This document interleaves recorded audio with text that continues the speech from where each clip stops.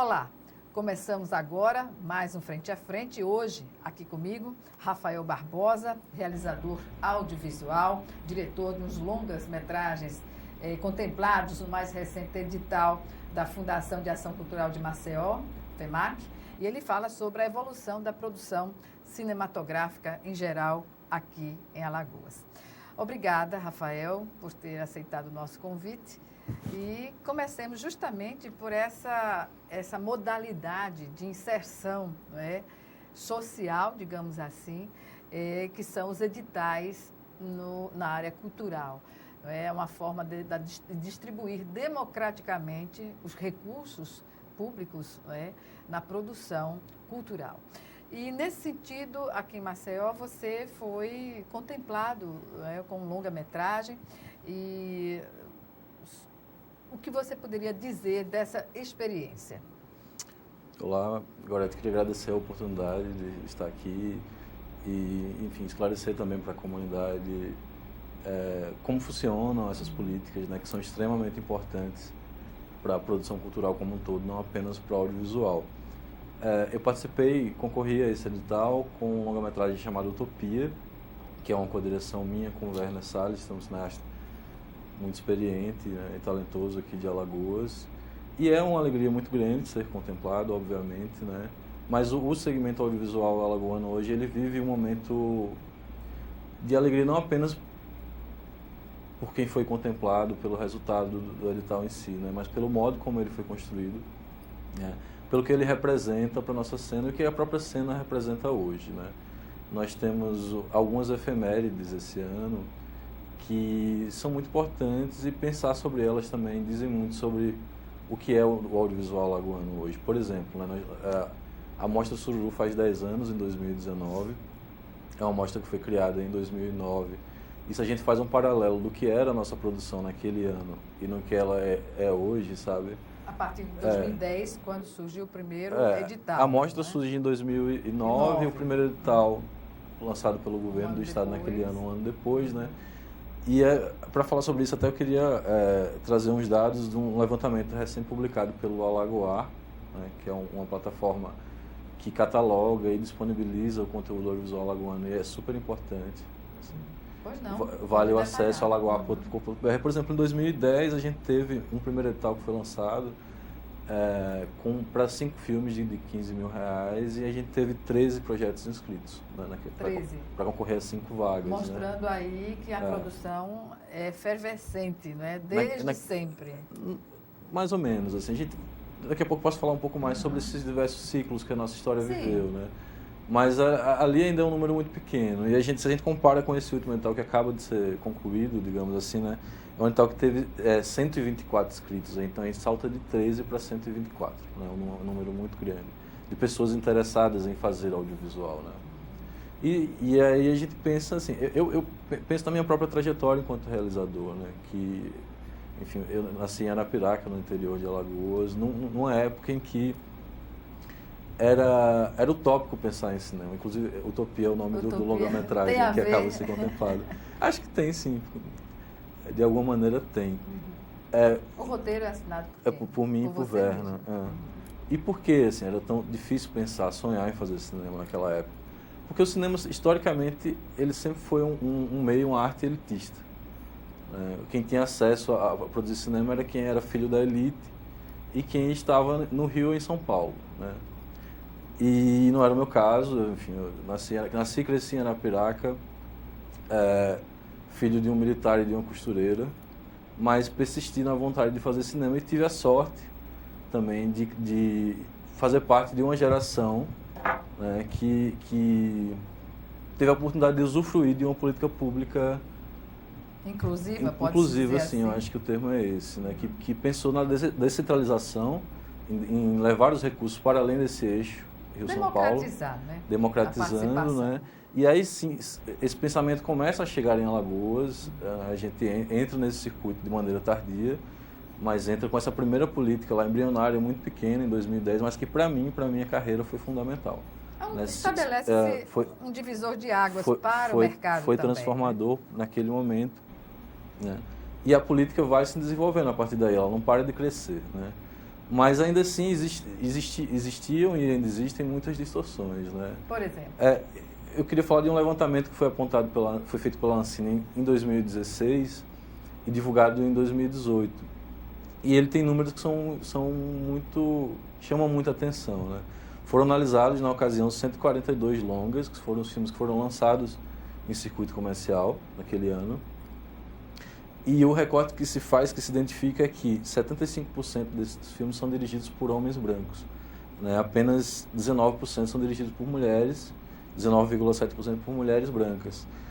Homens negros correspondem a 2,1% e mulheres negras a 0%. Nenhum filme naquele ano foi dirigido por uma mulher negra. E isso mostra uma distorção. Acho que a palavra distorção ela é muito apropriada para falar sobre esse panorama, né? E aí, a partir dessas informações, o que é que um gestor público, o que é que nós que estamos inseridos nessa cadeia produtiva pensamos, como agimos, né? Ao identificar que sim, o mercado audiovisual brasileiro ele é racista, né? Ele é machista, ele é transfóbico, né? O que fazer a partir daí, né? E a partir daí, alguns gestores passam a aplicar em seus editais, a partir dessa informação, políticas indutoras, né? Sejam cotas, sejam outras modalidades de incentivar e estimular a participação de mais mulheres, de mais pessoas negras, de mais pessoas trans. Democratizar. O acesso. E com isso também deslocar um pouco o ponto de vista, né? Porque se você tem um monopólio do homem branco como narrador das nossas histórias, você tem também nele o monopólio do pensamento, da visão, da representação, né? da nossa sociedade. Então, possibilitar que outras pessoas façam filmes também é possibilitar outros pontos de vista. E há, digamos assim, na produção, muitas mulheres, né, mulheres negras e homens também, inseridos nesse mercado? Isso está crescendo, está mudando. A gente vê hoje cada vez mais, né, profissionais... A proporcionalidade também de apresentação, de inclusão, pode se estabelecer por aí, não é? Como você disse, é uma atividade elitista, sempre foi, não é? E veio a ser democratizada no acesso da população que produz a partir, necessariamente, desses editais, não é? Isso é uma luta histórica, é uma luta grande e que a gente está começando a ver alguns resultados, algumas mudanças, né, que estão acontecendo há pouco tempo. Assim. Mas, ao mesmo tempo, a gente está vivendo um momento em que há uma perseguição ao audiovisual, né, que também não é nova, né, são ciclos e momentos de crise, como o que a gente está vivendo é comum, que se retorne esse discurso de questionar o Estado como mediador, né, do mercado audiovisual. Fazendo um recuo aí histórico, para um período mais curto da história, a gente podia falar no fim dos anos 80, quando aconteceu uma coisa muito parecida. O Brasil vivia uma crise econômica por conta da crise do petróleo, e naquele momento existia a Embrafilme, que é a empresa brasileira de cinema, que era uma empresa de economia mista, né, e que regulava o cinema, fomentava a produção. E começou a se criticar muito, se acusar que havia corrupção, enfim, uma série de informações também que não tinham nenhuma prova, e isso culmina no fechamento da Embrafilmes, né? E se a gente tinha uma produção nacional forte, naquele momento ela vai a zero. No começo dos anos 90, a Embrafilme é fechada em 1990, e o início dos anos 90 é uma terra devastada para o cinema brasileiro, por conta disso. A gente deixa de ter a única política que existia de fomento ao cinema brasileiro, né? E a gente está vivendo um momento parecido com aquela discussão, aquele debate, tanto da crise econômica quanto do que se levanta, polêmicas, críticas. Indiscriminado, digamos assim, de verbas, né? Foi cortado de recursos para o setor. Com uma canetada, porém eu acho que o que diferencia desse momento que a gente está vivendo é que o mercado se fortaleceu muito. Hoje o cinema brasileiro ele vive o seu melhor momento histórico. Certamente.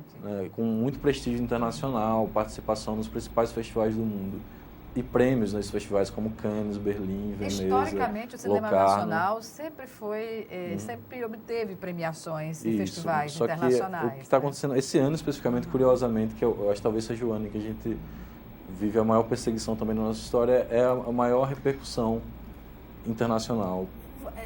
Meio, e premiações, enfim.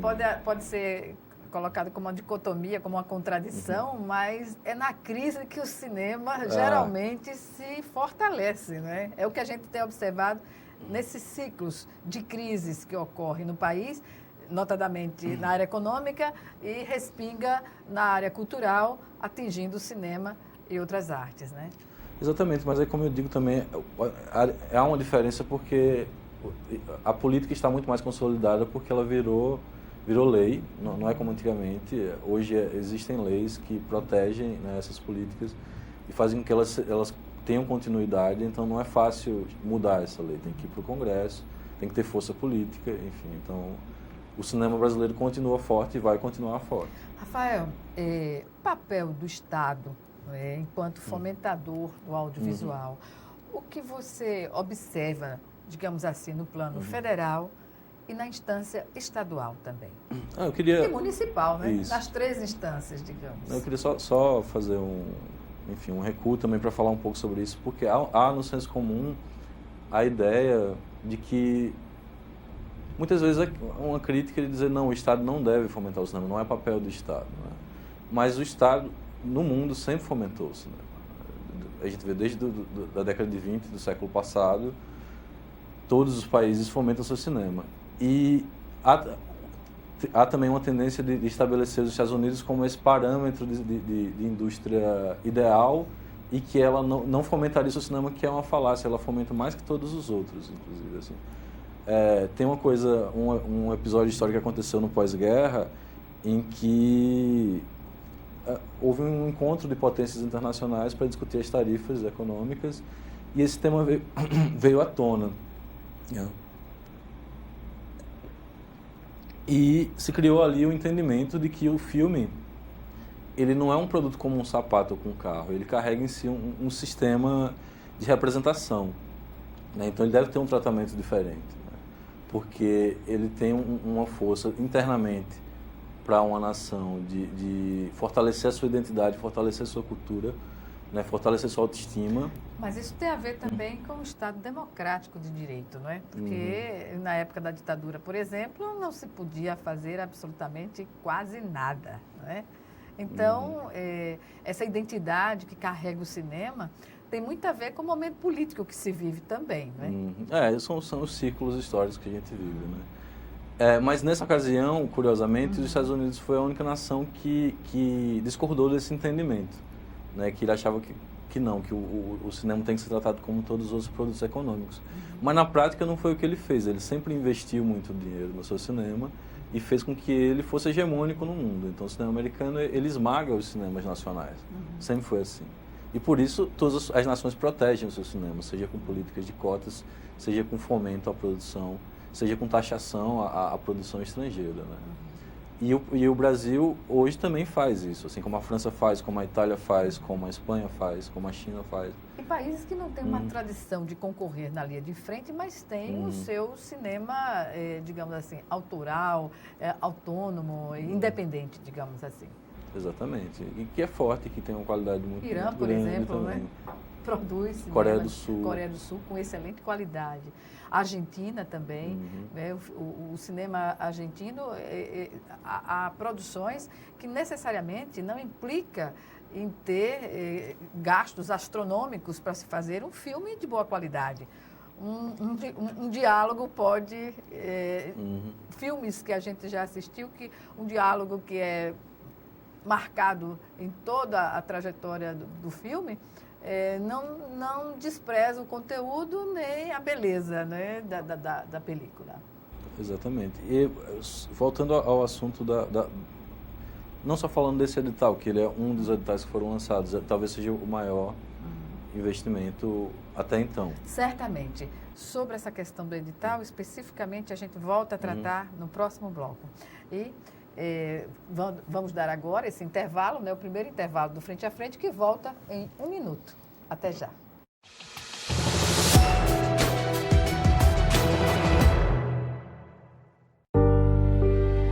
Minha filha deixou um vazio tão grande na família. Que só quem passou por isso na família ou próximo sabe como que é, né? Foi um dos momentos mais difíceis da minha vida.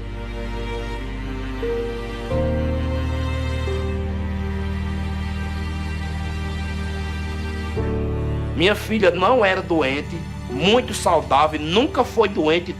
E pelo mosquito, minha filha se foi. Ele não conseguia mais trabalhar por causa das dores e em cima da cama. A renda que sustentava a casa dele com a minha mãe, essa renda parou, né? Mas assim, ela ainda não anda, ela não senta, ela não fala. Eu, graças a Deus, ainda tenho a minha filha comigo. O perigo é para todos. O combate também. Faça a sua parte. Com ações simples, podemos combater o mosquito.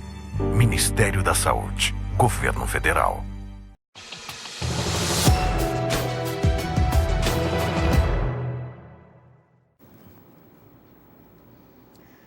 De volta com Frente a Frente, que hoje recebe Rafael Barbosa, realizador audiovisual, que foi contemplado, não é, com longa-metragem intitulado Utopia, no mais recente edital da Fundação de Ação Cultural de Maceió, a FEMAC. E ele fala agora com a gente sobre a evolução da produção audiovisual aqui no estado de Alagoas. E aí eu pergunto, o histórico dessa evolução, como a gente pode situar a produção, né, do audiovisual aqui, quando nem essa palavra existia? Eu lembro que na década de 70, a cidade de Penedo era, digamos assim, a referência para um festival super concorrido, com as estrelas do cinema nacional, enfim, e que deixou de acontecer, mas foi retomado e está ocupando o seu espaço. A gente tem...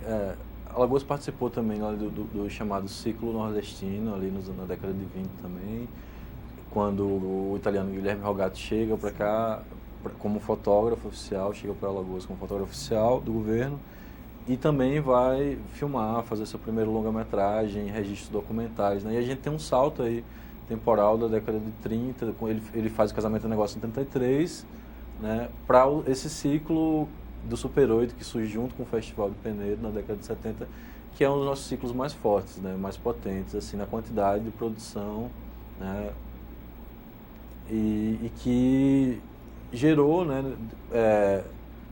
nomes muito fortes do nosso cinema, como Celso Brandão, por exemplo, que participa do primeiro festival com o seu primeiro filme, né, se eu não me engano ele tinha 22 anos quando fez o Reflexos, que foi premiado naquele festival, né? O festival é marcante de diversas maneiras, né? Tanto muito marcante para a cidade de Penedo, né? Muito marcante para um cenário, né? Para a memória cultural do estado, porque eu não vivi aquela época, mas eu ouvi tanto falar que eu queria ter vivido, queria ter estado lá. Vivencia através da história, né? E tem essa herança também, que é Celso Brandão, que desde então produziu cerca de 50 filmes, né? Inclusive no último edital ele participou, foi o primeiro edital que participou e foi contemplado, né, por mais de 60 anos. E essa evolução do Super 8, Doc TV, passando por todas essas etapas, digamos assim, a adequação dos produtores a essas novas ferramentas do audiovisual, como você avalia? Então, a gente falou aí do pioneirismo do Rogato, do ciclo de Penedo. Existe sim um novo ciclo, que é a partir de 2003, quando tem uma nova política, é a primeira política que vai para um caminho mais democrático mesmo, que é o Doc TV, né, estamos falando dele, que proporciona que um filme seja feito, pelo menos um filme seja feito em cada estado do Brasil. E aí a gente faz um em 2013, Imagem Peninsular do Ledo Ivo, dirigido pelo Werner Salles, é o filme de estreia dele. Depois ele também faz um segundo, que é o História Brasileira da Infâmia, parte 1. E depois tem o Calabar, do Hermano, depois tem Horas que Falam, da Arilene, tem o Quebra de Xangô também, de Siloé Amorim. Então, esses filmes em si também, eu acho que eles configuram um ciclo e eles têm um papel muito importante de fomentar e a produção. A história de Alagoas, inserida no contexto nacional. E estimulam. Eu lembro que quando eu sou de Arapiraca, quando eu cheguei em Maceió, eu vim morar aqui em 2005, e fui para uma sessão do História Brasileira da Infâmia. Eu não conhecia Werner ainda. E ver aquele filme foi muito, muito impactante para mim. Sobre assim. quais aspectos?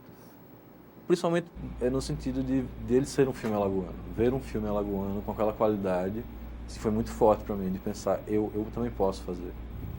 Eu já queria fazer e ali eu pensei, eu posso também. Sem falar nos atores, né? Que nós dispomos aqui, nós que dispensa comentários. Né? Nós temos atores muito bons. E aí eu acho que surge um novo ciclo mesmo em 2010, quando surgem os primeiros editais locais. O Doc TV é uma política nacional, federal, né? Então, é um edital do governo do estado naquela ocasião. Né? E que eu fui contemplado nesse primeiro edital com o meu primeiro filme, Quilômetro 58. Né? E é quando você tem ali a oportunidade de fazer, né? De experimentar, de acertar, de errar e dar continuidade, né? À sua carreira.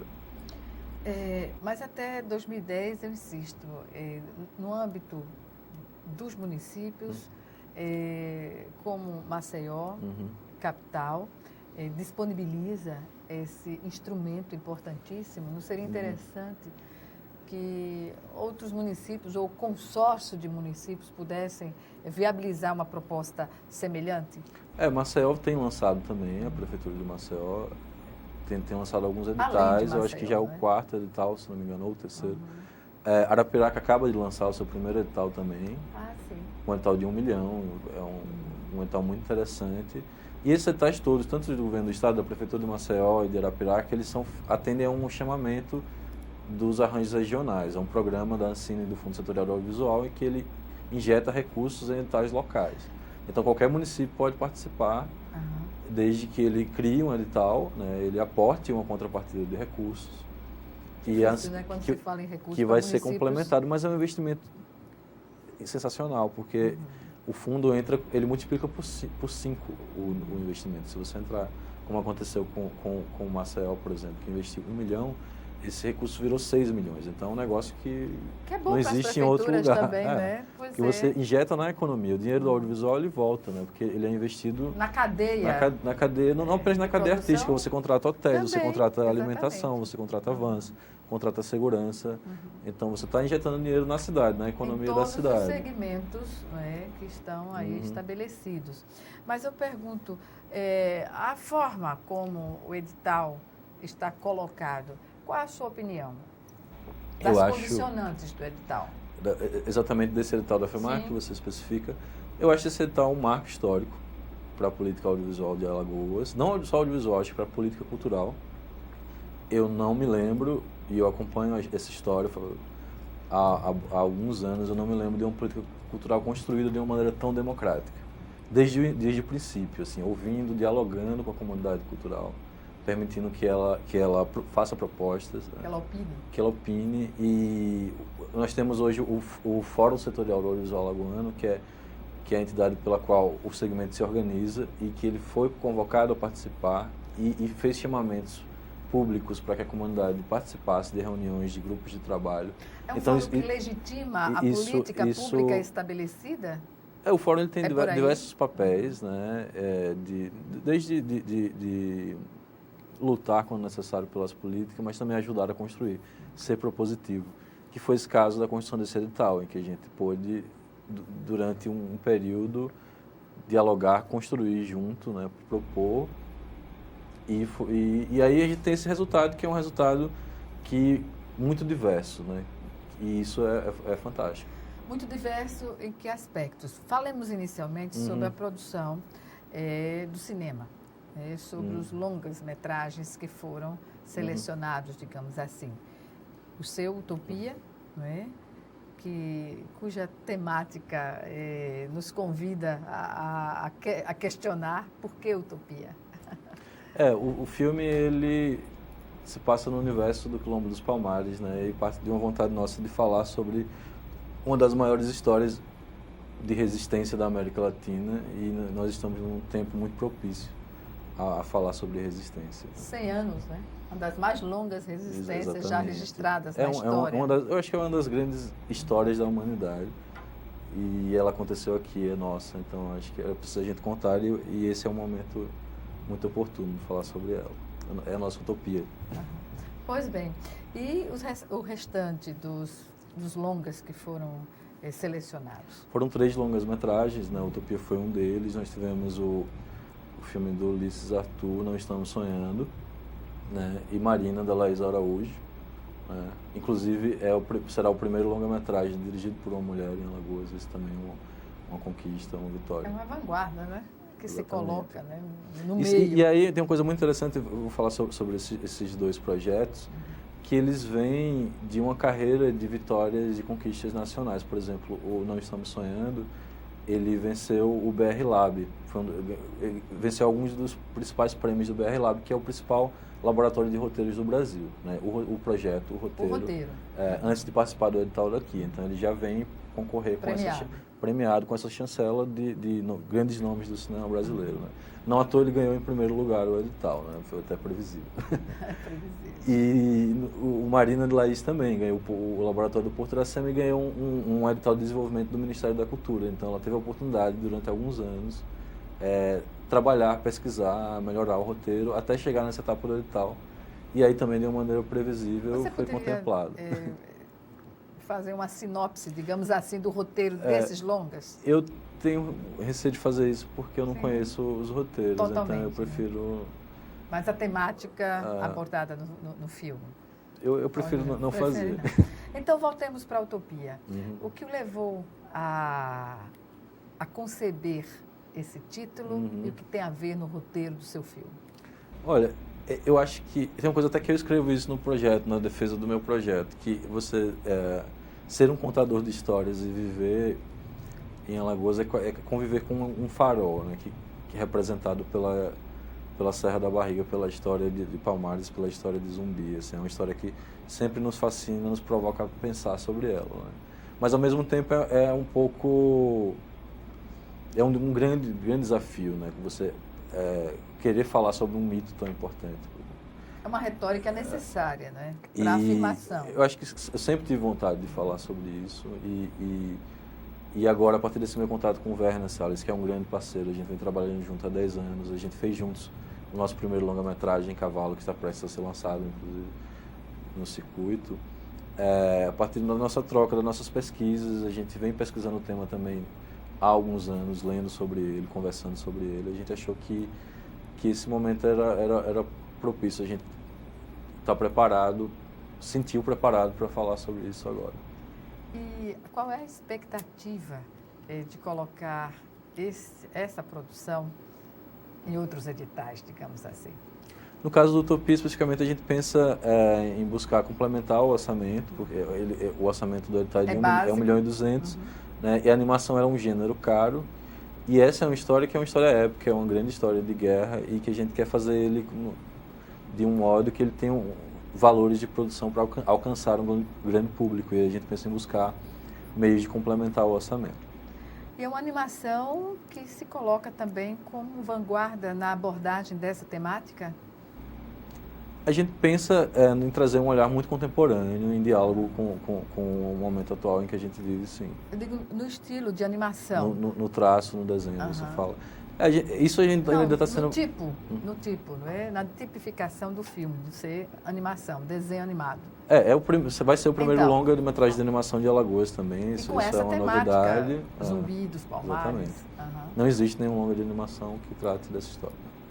Está direcionado, digamos assim, mesmo que indiretamente ao público específico, será um filme que pode ser utilizado nas escolas como paradidático, no auxílio à abordagem da história? Com certeza, com certeza. E isso é incrível, né? Poder fazer um trabalho que é também uma peça didática que pode ser utilizada para como educação. Paradidática ou didática, assim. Sim. Inclusive, a gente tem a produção do cinema alagoano, ela tem um conteúdo incrível e que deveria ser mais utilizado, inclusive pelo poder público, que financia essas produções, né, por meio de suas secretarias de cultura, porém ainda não se apropria delas para a educação, porque elas têm um potencial. A gente tem ótimos documentários, ótimos filmes de ficção, que são sedutores e que falam muito sobre nossa cultura, nossos personagens, nossos artistas, né? Fica a dica. Pois bem, vamos chamar agora nosso segundo e último intervalo. Frente a Frente está de volta, claro, 1 minuto.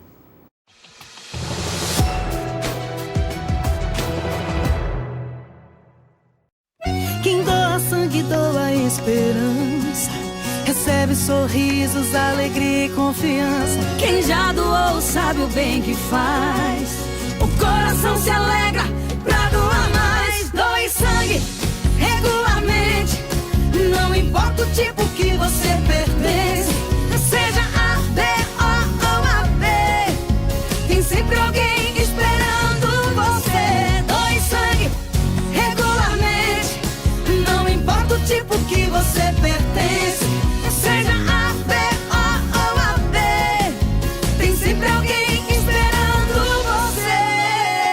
Uma doação pode beneficiar até 4 vidas. Por isso é importante que todo doador continue com este ato de bondade sempre. Procure um Hemocentro e seja um doador regular. Doe sangue regularmente e ajude a quem precisa. Ministério da Saúde, Governo Federal.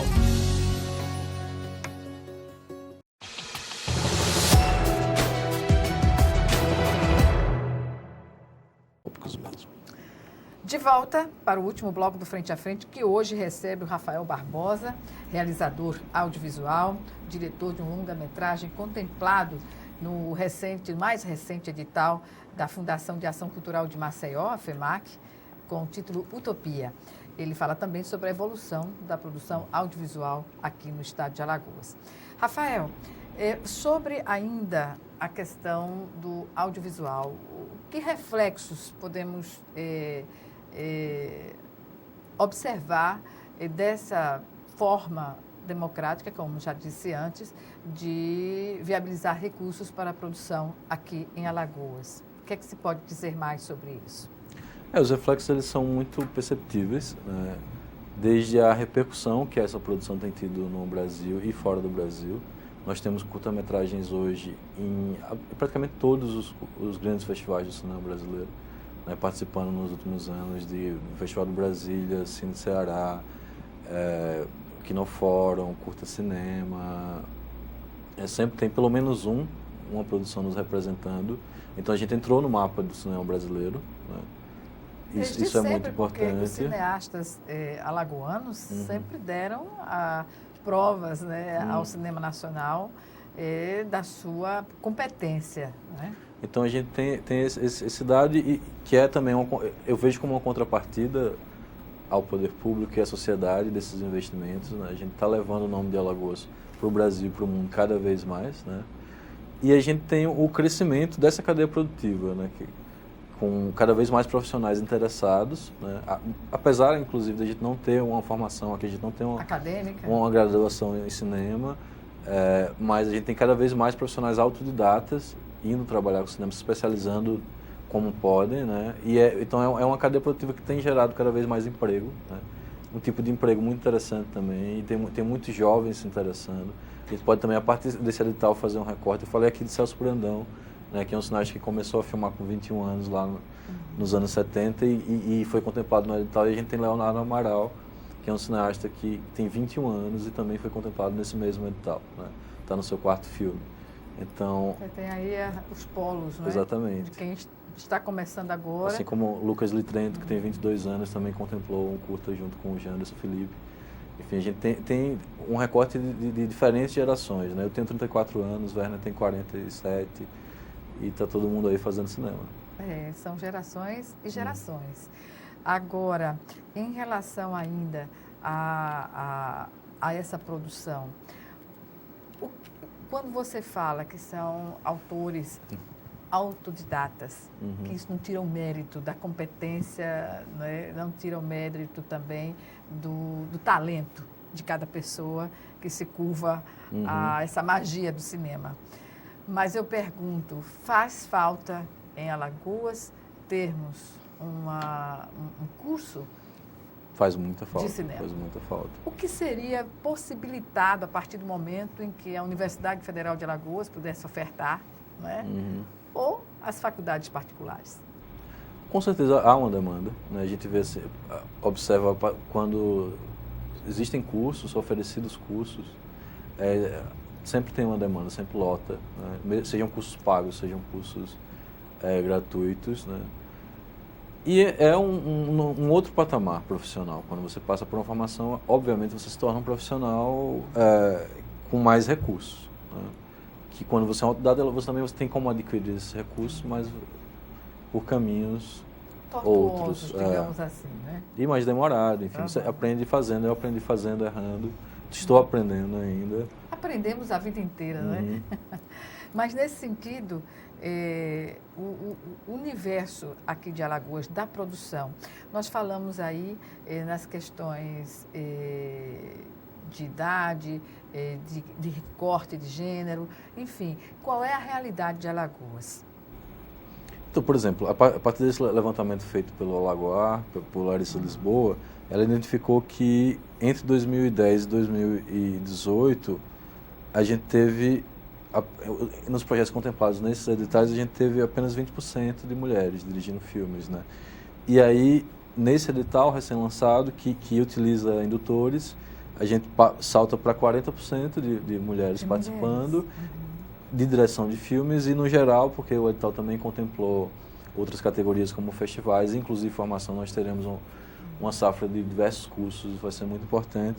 Nesse bolo de projetos, a gente tem 45% de mulheres coordenando, né? Cineclubes, festivais, formações e etc. Então, a gente tem um salto, uma evolução que é muito importante. E isso tem a ver com a questão do edital em si? Sim, e não apenas das cotas, porque também, às vezes, pode ter uma visão distorcida de que as cotas obrigaram esses projetos a ganhar, não é assim. Acima de tudo, eles estimularam primeiro, porque você tem um número de inscrição inédito também de mulheres, de pessoas negras, que você não tinha antes, né?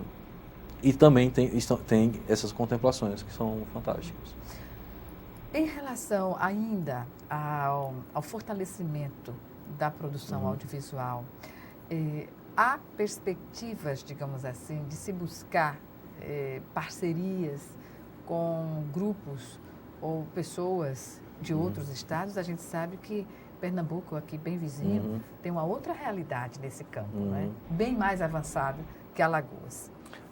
Pernambuco tem, inclusive, porque eles fazem uma política audiovisual forte muitos anos antes da gente, né? Quase 20 anos eles vêm à frente de Alagoas. Mas a gente está também crescendo muito, né? Não gosto de comparar, porque são estados que têm economias diferentes e realidades diferentes, né? Mas é fato, mas a gente tem, pela produção. Sim, hoje o Pernambuco é protagonista no cinema brasileiro. Exatamente. Né? Bacurau é um filme pernambucano que foi premiado no Festival de Cannes e está fazendo um público sensacional. É fato. É fato. Mas a possibilidade de parceria, sim, ela é incrível. Não só apenas com outros estados, mas de coproduções internacionais, enfim, buscar financiadores de outros países. A gente tem o caso, por exemplo, de Nara Normandi, que é uma cineasta alagoana, que fez Guaxuma, um filme, talvez o curta mais premiado do ano passado. Ela é uma produção pernambucana, não é alagoana, mas ela realizou o filme com o edital de Pernambuco e com algumas coproduções internacionais, principalmente com a França. Esses caminhos existem, né? A gente ainda não está acessando, mas pretende acessar. O ideal seria que não fosse necessário, né? Que nos buscássemos, mas encontrássemos aqui no estado, na verdade, fortalece. Beber na fonte. Isso fortalece os projetos, assim, porque quando o Bacurau também é uma coprodução com a França. E aí você abre um canal internacional. Sim. O filme já é recebido com outro olhar, automaticamente, internacionalmente, porque ele tem essa parceria. Então isso é muito bom. Mas o que dizer, aquela figura do mecenas não existe mais, né? Ou existe? Não da maneira como era alguns séculos atrás. Eu acho aquela que forma romântica, a política cultural assim, ela não deixa de ser um mecenato, né? E a gente tem pela lei do audiovisual, por exemplo, que é equivalente à lei Rouanet no cinema, o patrocínio de empresas que financiam projetos, né? A partir do patrocínio mesmo, né? Você aprova seu projeto na lei e submete essas empresas. Se elas tiverem interesse, elas vão patrocinar e debitar esse investimento do imposto. Rafael, a entrada do Netflix e de outras plataformas, digamos assim, de visualização, o que representa para o cinema tradicional, na sua opinião? Tem dois lados aí, né? Falando, democratiza o acesso, né? Em parte, é polêmico isso, mas se você que tem um streaming em casa, tem uma conta da Netflix, é mais fácil ver uma produção, né? Do que sair para ir para o cinema, enfim. Mas hoje a gente vive também um debate, uma discussão política em torno disso, porque a gente tem leis que regulam esse mercado para a televisão. Uma das leis mais importantes da nossa política pública hoje é a lei da TV Paga, né, sancionada em 2011, e que ela estabelece algumas regras, inclusive a Codecine, que é um imposto que incide sobre as produções nacionais e estrangeiras, e esse recurso ele é direcionado para a produção. Então, esses editais que a gente teve acesso aqui vêm desse recurso, né? Não é do dinheiro do governo, apesar de que algumas pessoas pensem isso. o audiovisual brasileiro não é financiado pelo dinheiro do governo federal, ele é financiado pelos recursos do próprio segmento, né? A partir desses impostos. Né? Então, quanto mais houver produção, melhor para o segmento. Só que hoje né? a Netflix e similares não são taxadas, porque é uma mídia relativamente nova e que ainda não se enquadrou dentro dessas políticas. Então, hoje está acontecendo um debate muito grande no Congresso para que se chegue a um modelo de... Uma legislação específica. Uma legislação que insira. Até porque eles faturam proteja, muito, né?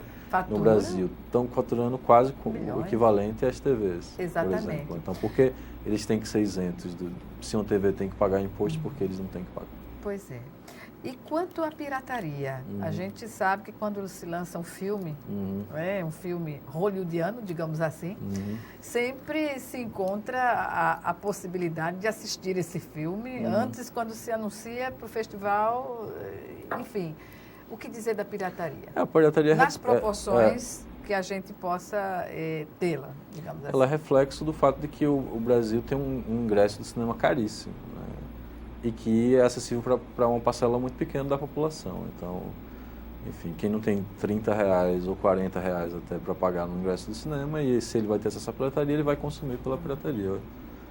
Não tem muito o que fazer em relação a isso, a não ser... Poderia ser inferior aos preços praticados, aos valores praticados, na sua opinião? O que determina o valor do ingresso do cinema ser caro, considerado caro aqui no Brasil? É porque quando houve o movimento do fim dos cinemas de bairro, né? Enfim, que eram cinemas que tinham ingresso popular, eram empreendimentos pessoais, menores, enfim, aí vai tudo para o shopping, em que tudo é mais caro, enfim... Você está pagando aquela infraestrutura. Vira um outro modelo de negócio, com ingresso muito mais caro e aí muito mais elitista. O cinema brasileiro perde um pouco esse contato que ele tinha com o público popular, porque ele sempre foi muito popular. Mas que continua sendo um charme assistir a um filme no cinema tradicional, que o diga a resistência do Arte Pajuçara. Sim. Não Ainda é bem verdade? que nós temos o Arte Pajuçara. Pois é. Inclusive para exibir o Cinema Alagoano, que é a grande casa do Cinema Alagoano. Que é a grande casa do Cinema Alagoano. E voltando ao Cinema Alagoano, o que é que a gente pode esperar, além do que está definido no audiovisual do município, no edital? Quais são as perspectivas que você vê para o cinema alagoano? A gente tem um outro edital prestes a ser lançado, que é o edital do governo do estado, né? Temos aberto um edital de Arapiraca, e nós temos toda uma safra de filmes que estão em produção, também fruto de editais anteriores e da própria produção independente, porque a gente fala muito em editais, mas sempre existiu uma produção independente muito forte, né? Com ou sem incentivo, fomento, a gente sempre produziu e vai continuar produzindo. Né? Então a gente vai ter uma enxurrada de produções cada vez mais, chegando cada vez mais longe, né? E eu acho que o maior desafio nosso hoje é fazer com que as pessoas vejam esses filmes, né? É fazer que eles cheguem nas escolas, nas periferias. Na formação de plateia, seja onde for. Na televisão, assim, é uma grande missão para nós realizadores hoje. Bem, em relação à televisão, a TV Assembleia está sempre aberta, né, na proposta de apoiar as iniciativas culturais. E aqui, nós estamos no minuto final da nossa entrevista. Algumas considerações, Rafael? Não, eu queria convidar o público para que ele veja mais a produção alagoana. Nós teremos entre o dia 10 e 15 de dezembro a Mostra Sururu, edição de 10 anos. Né? É um marco histórico e é onde é possível ver, mas não apenas. Nós temos muitos filmes disponibilizados na internet. Acessem o alagoar.com.br. Lá é um grande catálogo que você vai poder ver muita coisa e vai poder descobrir como o nosso cinema é forte, expressivo, quanto fala sobre nós de uma maneira necessária. Bem, eu agradeço mais uma vez a sua participação e sucesso na realização de Utopia. Muito obrigado pela oportunidade. Sempre. Obrigada a você também que nos assistiu e até o nosso próximo encontro aqui, frente a frente, também com você.